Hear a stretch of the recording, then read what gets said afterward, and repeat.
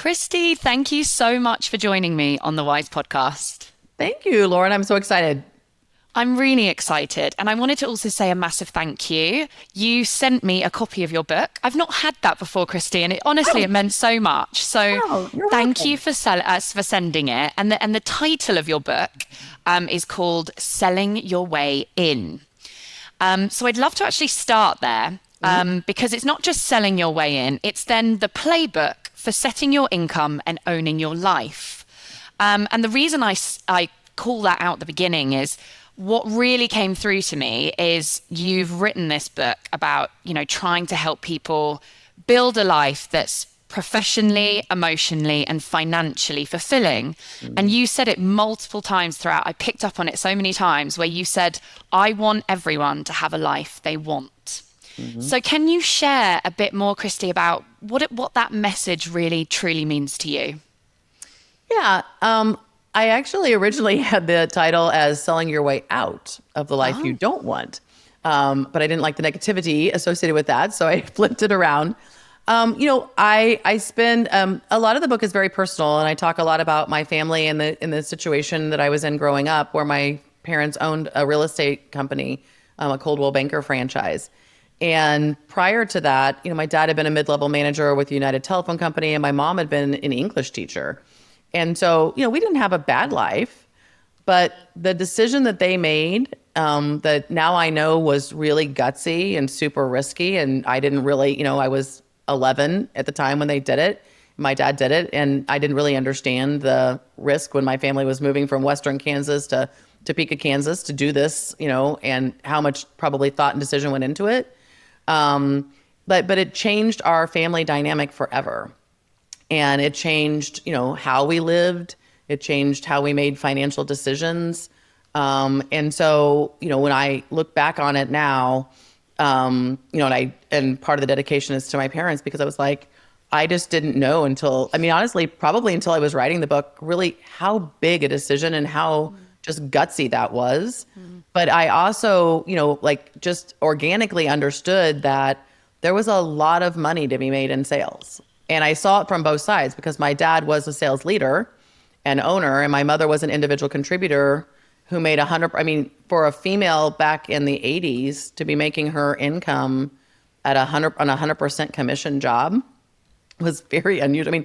She went from making no money as an English teacher Wow. to making really no money when she got her real estate license and didn't have her first client yet. So there was really no money coming in for a while, to out earning my dad, throughout the years. So I just, if you're so inclined, if sales is in your blood, or even in the back of your mind, if you're so inclined, I would encourage you to give it a try, because if it works out, you really can, instead of working for the man and getting your 3 to 5% raise, if you're lucky, every year, you really can. It gives you so much sense of power of truly owning your income. And as a result of being able to own your income and help set the dollar amount for yourself, then you get to choose how you want to live your life in a way that you might not otherwise get to choose.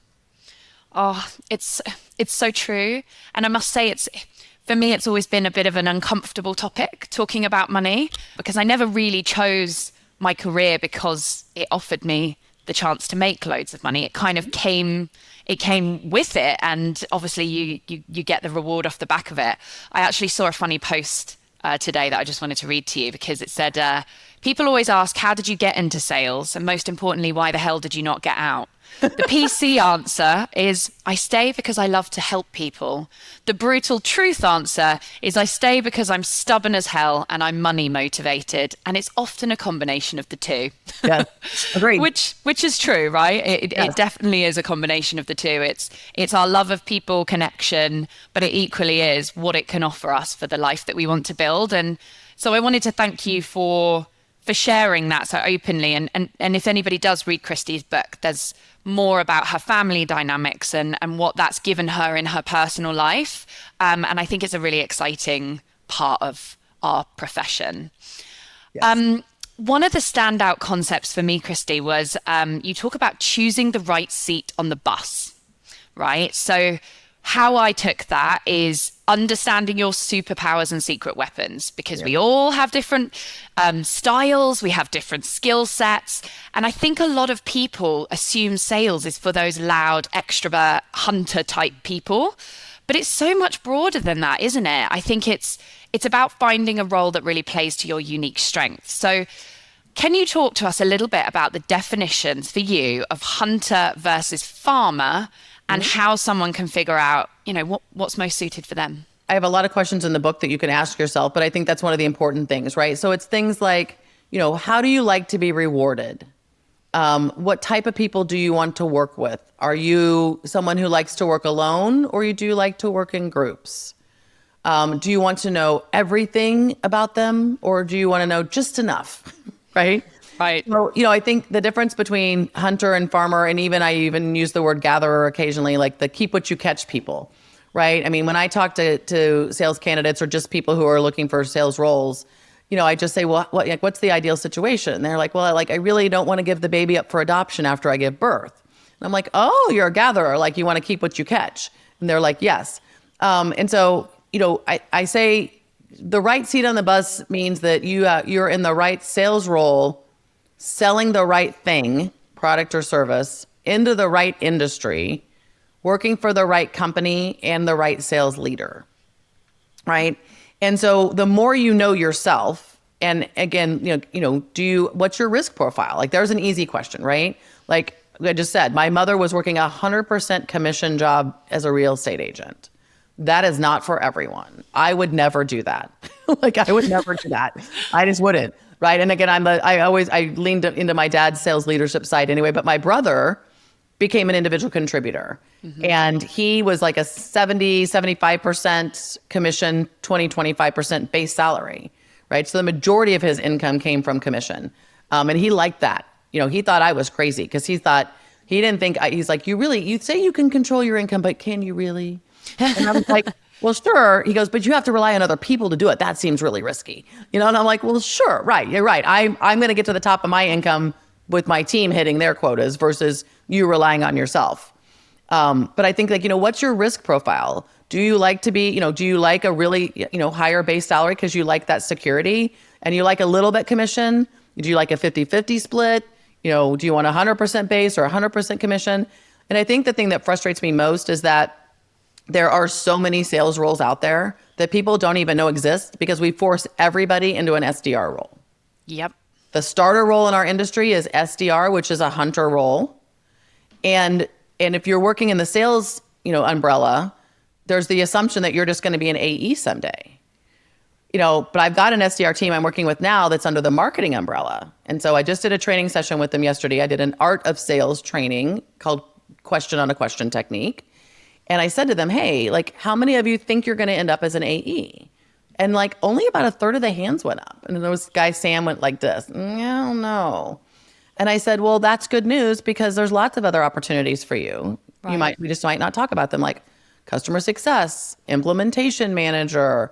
How about solution consultant or sales engineer if you're so inclined, account manager, expansion specialist. There's so many sales roles, inside, outside. Do you want a territory? Do you want to do SMB, mid-market, enterprise? When you think of all the combinations, there are hundreds of sales jobs. But, when I tried to sell my book, if you will, I started talking, I think my sales book should be required reading for those universities, which there are only about 100 in the United States, that have a sales major. Mm-hmm. And so I started reaching out to professors, to try to convince them that they should make this part of their curriculum. Because I really believe that as a junior, you need to read my book. If you think you're going to be in sales and you're getting a sales major, you should read my book. So you can spend your senior year figuring out, internship over junior, senior year and figuring out what kind of sales role you might want. And, so I sent free copies to a bunch of them and then got them on the phone. And they were no way wanted to touch my book. Wow. Because I was telling people that they had choices. And they are teaching the SDR job. And they don't want people to know there are choices. Phenomenal. That is quite scary, really, isn't it? Scary. Yep. And it was very frustrating because I'm so afraid that two things, because we're forcing everybody into the SDR role, either people will just not do it. People are like, yeah, there's no way I'm going to do that. And so we'll lose people who could be great customer success managers, implementation managers, maybe have some technical skills, and or they, flame out, right? They get Exactly. in and they're like, they can't take it is pressure. It's the hardest job in sales. That SDR role is the hardest job in sales. No, I won't let anybody tell me differently.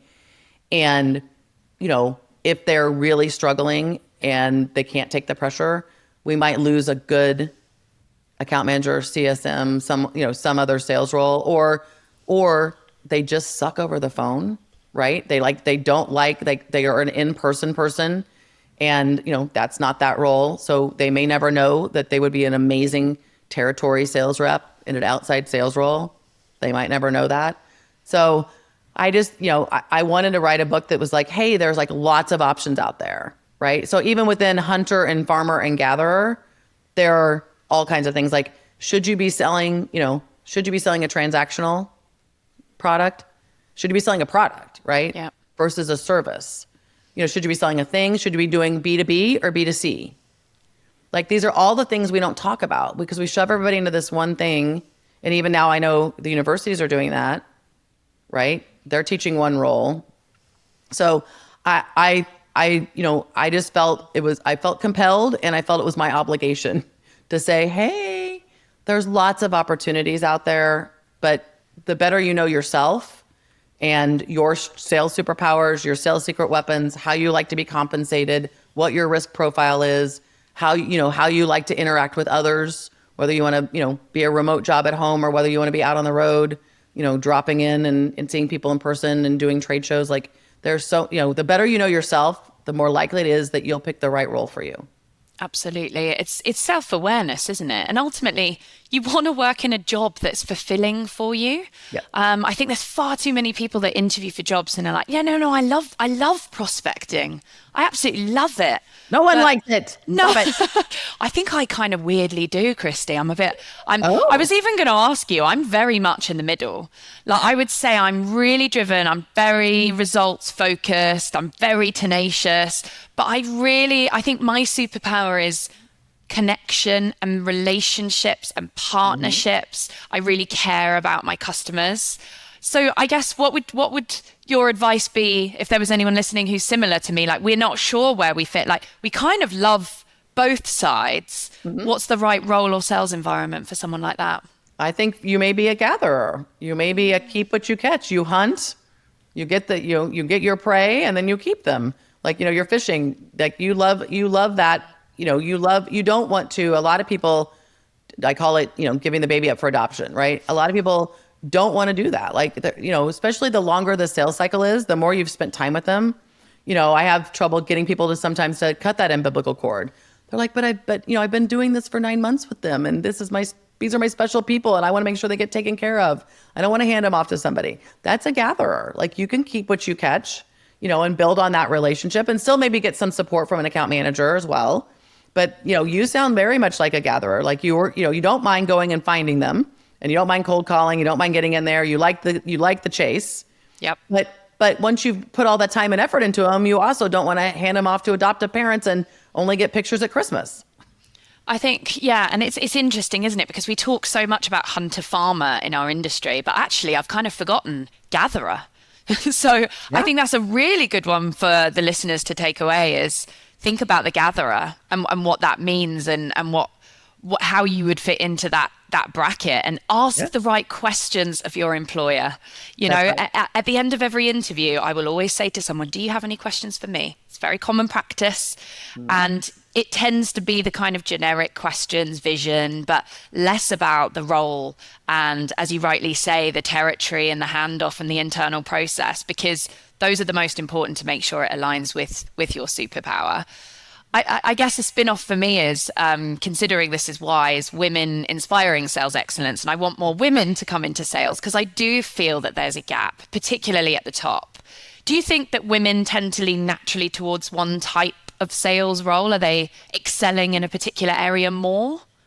Yeah, I mean, I think the nurturer part of us, particularly as we become mothers. And so I do think that women lean into that relationship side, which is probably more the customer success, perhaps implementation specialists, onboarding specialists. A lot of people in that role I see are female.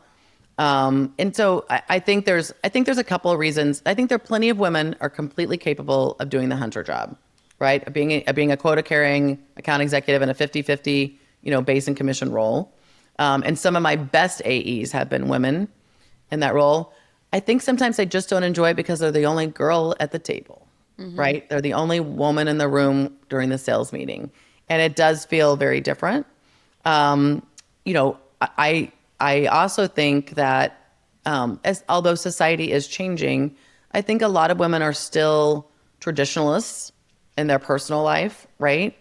And there's some, level of discomfort around, I mean, my son is grown and gone, but not really, right? He's like grown and gone, but close by. And so he drops in a lot. But we were talking about something the other day and he's like, you work all the time.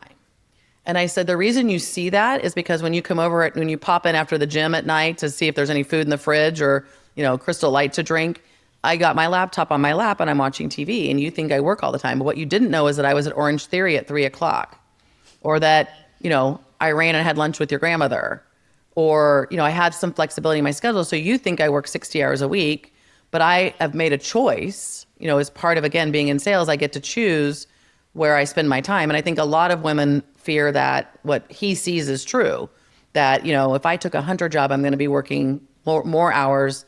It'll interfere with my family time. And I think that that's all negotiable, right? How you set your boundaries. And I do think that women are much better at setting their boundaries than men. I think I think there's more talk about that. And there's talk about boundary setting in circles of women than necessarily in men. So I do see them leaning into the CSM role. I think it is a natural fit based on the relationship nurture. Again, like like girls' night out. I never hear boys' night out, right? Like we love our relationships, right? We do. We love our relationships, and I'm I'm one of those people that I have to like physically see you every so often. I've been able to maintain some very close relationships with high school friends and college friends, but I have to see them. Like I am I like seeing people in person. The phone only gets me so far, but when I see them in person, it's a different relationship. And I think that's part of that, I think, is female, is just sort of a little bit in our DNA. But there's a role out there for everybody if you really understand it. And again, if you're a woman and you're being forced through the SDR funnel, if you will, know that that's not, you don't have to be an AE. It doesn't have to be that way. And I don't know what it'll take. I've got a few missions going on already. I don't know if I can take on another one. But I mean, if I did, it would be to create a starter role for CSM so that you would have two pathways into sales. Awesome. And yeah, it goes back to the role definition. And also what I was hearing there is work smarter, not harder. Again, I think there's a common misconception that you have to grind and hustle and work really hard all the time. But actually, if you're really smart at what you do, you could hit quotas in 2 days out of 5. You've heard it before. So, All right. So we've talked about the role. Say that you've defined that role. You enter into a business, and then there's training. And you've shared a brilliant framework for what that training looks like in the book. And you break it down between like fully understanding products, the story behind the products, the customer benefits, the problems that the product solves. You have to fully understand the industry. So where are you playing? What's the competition? What's that ecosystem?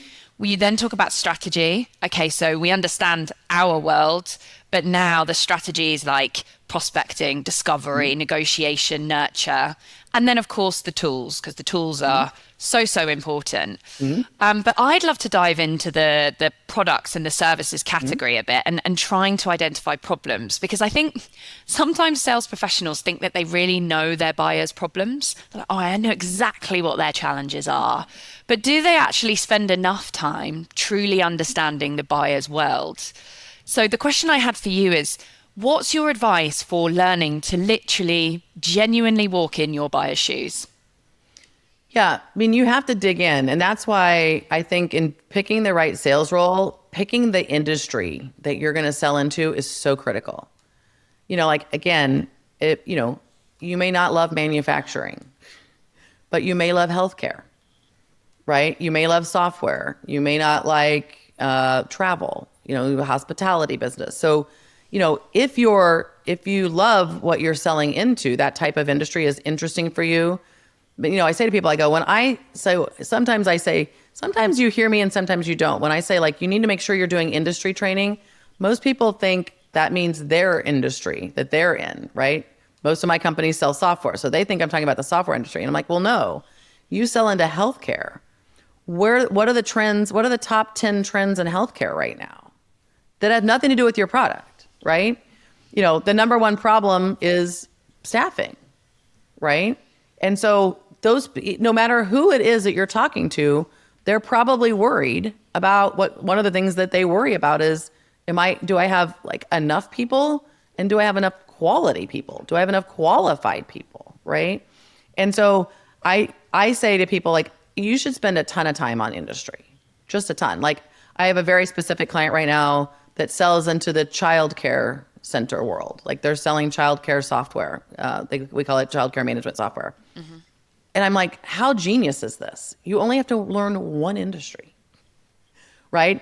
And so I think one of the mistakes that I see, particularly with my startups, is they're like, oh, everybody can use it. And I'm like, well, you have 2 sales reps. You cannot boil the ocean with 2 sales reps. Like, you have to get really specific. Like, who really is going to do it? And I put in place, I'm working with another company that's in the e-learning space that truly can sell into anybody. But I said, like, that's not really working for you guys because it's too many industries to learn. And so we went and did analysis and picked the top 4 industries, and I've got them committed to prospecting out on the SDR team and the AE team simultaneously every quarter, a different vertical. So we're going to start with manufacturing because that's their number one vertical that they sell into. And then some we're just not even going to touch, right? We're just not going to do it anymore. Now, if it comes inbound, of course, we'll take that, right? We're not going to say no to money. But getting really disciplined and specific. And so when it comes, then if you're really selling into one industry, think how quickly you could be a subject matter expert versus selling a software product that anybody could use, right? That like an HRIS system, something like that, versus selling a point of sale software to restaurants, or more specifically, selling a point of sale software product to quick serve restaurants. Absolutely. And so, when you're thinking about what jobs should I take, I think you should, again, I say, selling the right product or service into the right industry. What about the personas that you're going to have to sell into in that industry? Do you want to deal with the, line operator manager? Do you want to deal with the CFO, or would you rather deal with HR? One of the things I say to the e-learning company is, you guys have a higher connect rate because you're calling into HR and learning and development. Not only are they friendlier, they pick up the phone more often, right? So thinking about connect rates now, what are they? 2 or 3% industry-wide in SaaS? But if you're calling into HR, or you're calling into a department that is more likely to answer the phone than not, if you're calling into cybersecurity, good luck, right? Right. You're right. No, and I mean, I'm being like, good luck, but I'm being serious. If you're going to sell into cybersecurity, your writing skills better be pretty damn good, because you're going to have to draft a very compelling email because those people will never pick up the phone, right? Yep. You're not going to pick up the phone. So you better have come out of school with an English or a journalism degree. Absolutely. Nobody's talking about these kind of things that, No, Lord, I they're think not. are just so common sense. If you're going to have to rely on email because your persona / industry doesn't normally pick up the phone, well, do you even have the writing skills capable of that? And again, when I hired one of the reps I hired just in the childcare software company, he's like, my superpower is getting people on the phone. Okay. And I'm like, well, genius, because guess who always answers the phone? The daycare center, right? So how smart of him, right? Yeah. He's like, this is the perfect job for me. These people are going to always answer the phone, and I'm charming. I can get through the gatekeeper. I can find the right person. I can ask the right questions. He goes, and he said to me, I don't even really want to, I go, I'll only send an email if you make me. And I said, well, if you can do it without sending an email, then I'm not going to make you. There you go. He understood his superpower. His superpower was was verbal, verbal communication and persuasion. It's understanding your superpower. It's understanding what lights you up. Like, you're right. It's not just what you're selling, but who you're selling to. Right. It's saturating yourself in that industry and also the buyers. So for us, we speak to marketers. We've actually just got a new learning and development platform rolled out within the organization, and someone came up with a genius idea. Now, when you log on to the learning and development platform, you put your job title, you put your role, and then it serves you up relevant content to help you upskill. So you can say, I'm an IC in sales, and it serves you up relevant content. Nice. But one of our team said, I'm going to say I'm a marketer. I said, it's genius. Because now the content that's being served to them is for our customers and for our buyers. So it's helping to understand how are we upskilling and learning marketers' languages and marketers' world and what they're having to learn about and stay on top of in terms of industry trends. I loved it. Like, stop thinking about just you, think about them as well. Yeah, the Christieism for that is it has to be all about them before it can be all about you, before it can be all about us. Brilliant. You have to put the prospect and customer first, always. Always. And if anyone reads the books, there's lots of great Christieisms in there that you can take forth. So that's a good call out. All right. So one other question, and then I have a round of quickfire for you, Kristie. Awesome. But I loved your concept of sow to grow. So, you know, the idea that sales success comes from daily investment in yourself. We've just been talking about it. Yep. And I think, you know, this is one of the reasons why I started this podcast. I am very grateful when people listen. And I get lovely messages all the time, actually, of people who've taken things away. But it's also selfish for me. It's like market research. I get to meet amazing people like you. I get books delivered to my house, which I've been reading all week. And I've already started using some of this stuff to being the best sales leader that I can.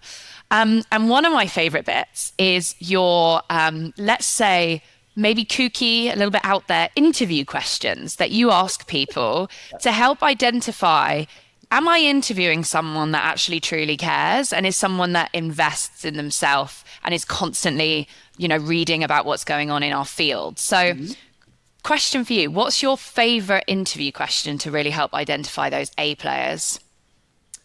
I ask, again, I do ask a few quirky questions. One of the most entertaining questions I ask, because I am looking for high risk profile people because I work with startups, is tell me the last time somebody said to you, I can't believe, Lauren, you just did that.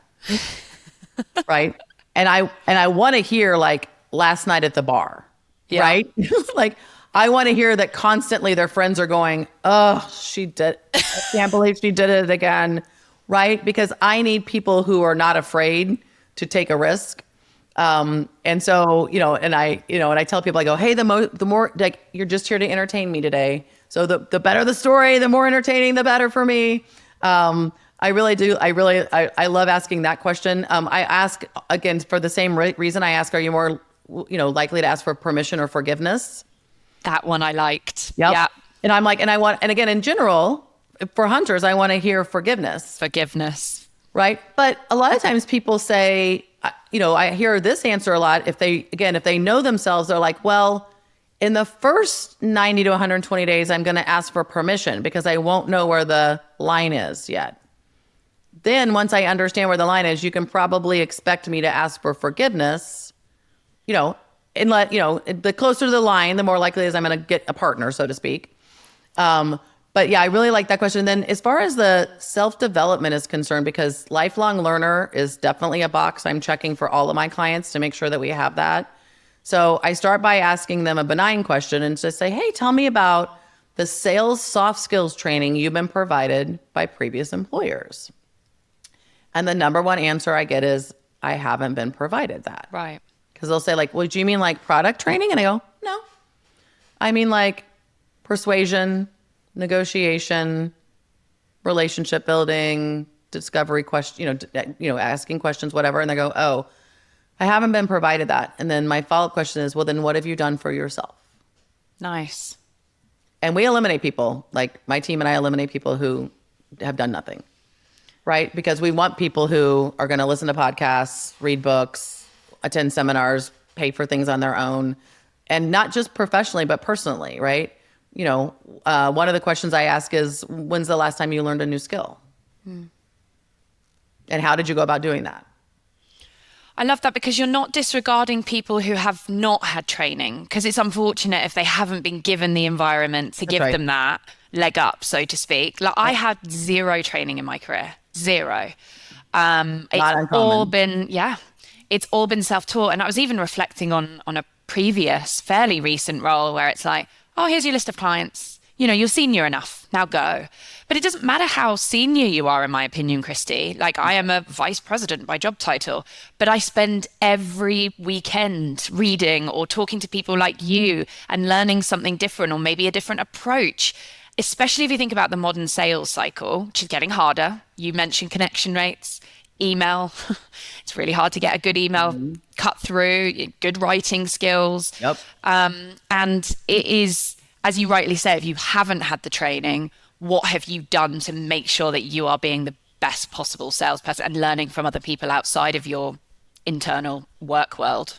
And your role is one that companies very rarely invest in, which frustrates the heck out of me. They put someone in a sales leadership role because either you've had one before or you were the top salesperson, and they don't give any thought to providing you professional development in any way, shape, or form. And they just think you're like, well, you've done it before, or well, you figured it out as an IC, so you should be able to figure out the. I'm like, what? It's the craziest thing to me. But and it's funny because I help my clients hire probably 3 or 4 VPs or above a year. And I very rarely get any, they'll ask about onboarding, sort of. Not like an Really? IC will. Not like an IC will. Tell me about the onboarding, schedule. But they never say, I've never had a leader ask me or a company, how are you going to invest in me going forward? Ever. So I also think sometimes we get to a certain place in our career and we think we don't need more, that we've got it Absolutely. figured out. Yeah. I mean, our business invests in so much coaching. I actually did a post on it the other day. I mean, think about athletes. Every single Oh, athlete has a coach, right? oh, You're never not at the one, top. Yeah, not right. one, Not one. not one. Right. Yeah, They got the physio, they've got the nutritionist, they've got true. they've got the physical therapist, they've got the practice partner, they've got the I can't remember again. I'm a huge NCAA basketball fan, but not NBA. Okay. But I was watching the playoffs. I got sucked into watching the NBA playoffs a little bit, and I can't remember who they were talking about, but they were talking about a player who had a free throw coach. All this person did was just their private coach to Specialist. improve their free throw percentage. I'm like, yeah, genius, right? Yeah. Because when are you under more pressure? Yeah. Like throughout a game, other than like 3 seconds before the buzzer goes off, just you and 30,000 of your fans or 30,000 of your opponent's fans, and Yeah. you're waving their hands at the free throw line. And when are you mostly at the free throw line?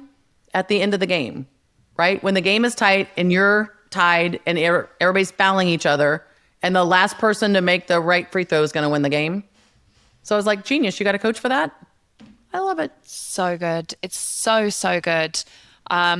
Yeah, I think, look, anyone then in a senior role listening to that, it's asking that question. That actually really resonated with me. It's like, how are you going to self-invest in me? What does my coaching and training look like? Mhm. So awesome. Okay, so now I'll go on to the quickfire. The reason I do quickfire, Kristie, is because I'm asking the same question of every guest. Yep. And I think it'll be really interesting to collate at the end of the year, see if they're Oh, different fun. answers, similar answers, and we can do some fun Well, content expect off that the you'll back of expect it. an infographic at the end of the year. Exactly right. A nice infographic, some lovely video I love a good content. infographic. All right.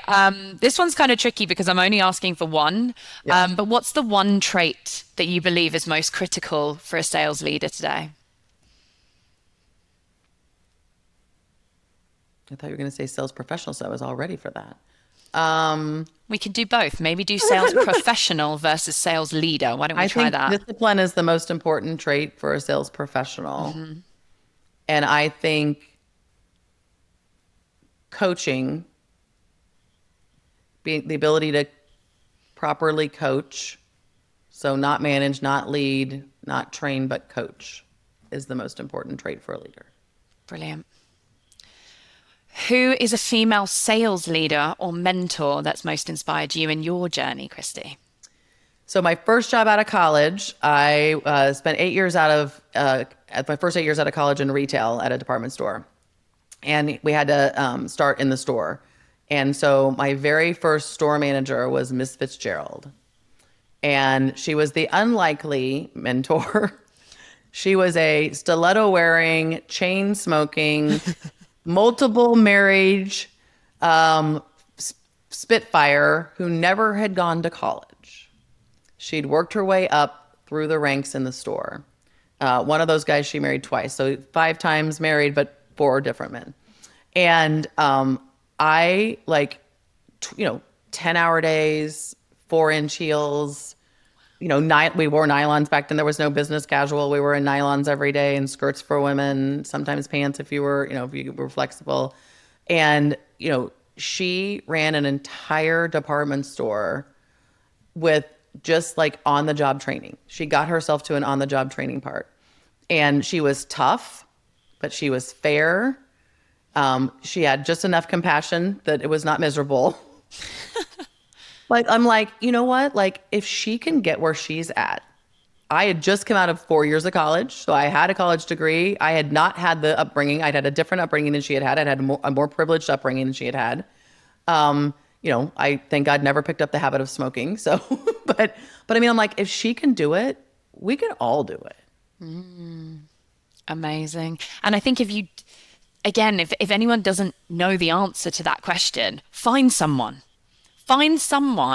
like that lady for you that you thought, God, they're so inspiring. I want to do that. I can do that too. Write down a list of people that you think, I want to be doing what they're doing, and follow their journey, follow their traits. Right. Figure out how they got there. Figure it out. Exactly. Yep. Okay, last up, but you can't be biased and say your book. I will say your book. Thank you. I won't say my book. A book, a podcast, or a resource that significantly influenced your approach to sales leadership, I'm going to say here, selfishly for me. The Power of Vulnerability by Brené Brown. Oh, I listen to it all the time. And when I first heard it, I called a friend of mine who I knew had to listen to it too. And he goes, oh yeah, years ago. I'm like, what? Why were you keeping this amazing secret from me? I read everything she writes. I listen to everything she does.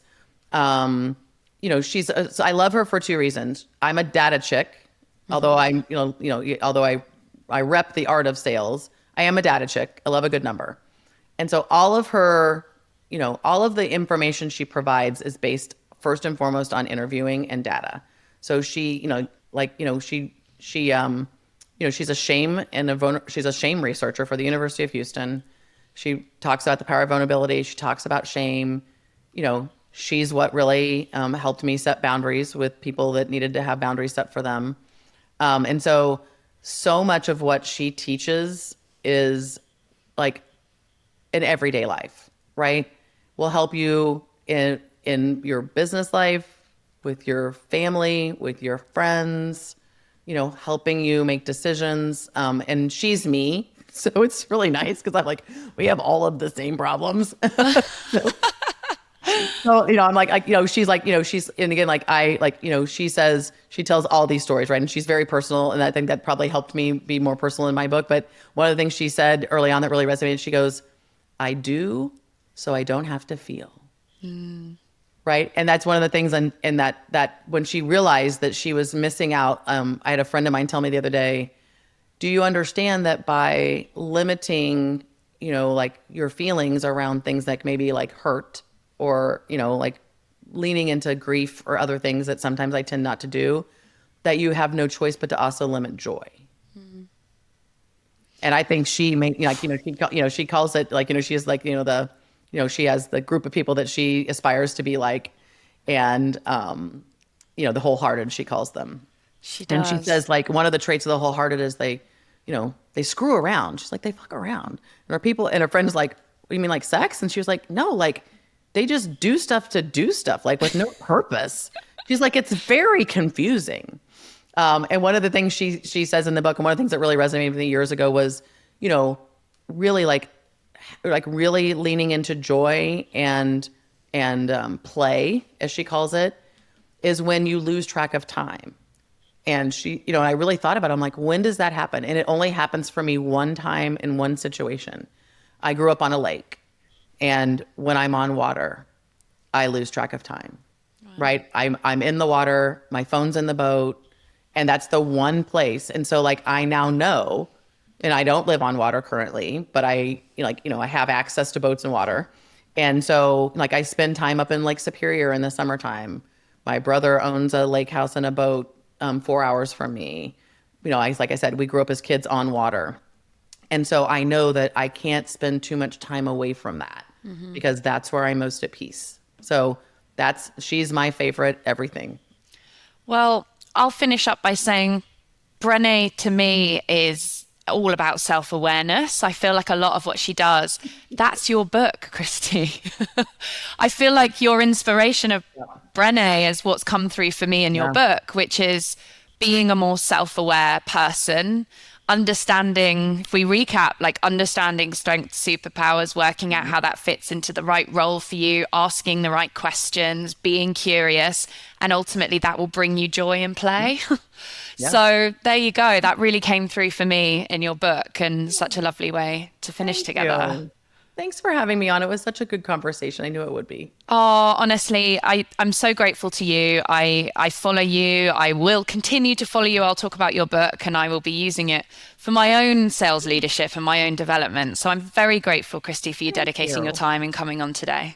Thank you so much. Keep in touch. Thank you. You as well. Take care.